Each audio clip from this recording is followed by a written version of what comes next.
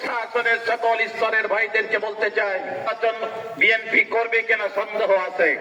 যারা পিছু হটা শুরু করেছে, এদেশের জনগণ আর ভোট ডাকাতদের ভোট দেবে না, আর চাঁদাবাজদের ভোট দেবে না, বালু খেকো ইট পাথর খেকোদের ভোট দিবে না। এই দেশের মানুষ পাথর দিয়ে যারা মানুষ হত্যা করে তাদেরকে ভোট দেবে না। এই সিদ্ধান্ত জনগণ বাংলাদেশে নিয়েছে। আমরা মনে করি এই পাবনা 3 আসনে অধ্যাপক আলী আজহারের পক্ষে, দাঁড়িপাল্লার পক্ষে জনগণ ভোট দিতে রাজি। তবে সেই ভোট আপনাদেরকে তুলে ঘরে আনতে হবে। রাজি আছেন তো সকলে? আপনারা যদি রাজি থাকেন তাহলে এখন থেকে এখনো অনেক দূর নির্বাচন রয়েছে। সবে মাত্র আজকে কয় তারিখ? 8ই ডিসেম্বর।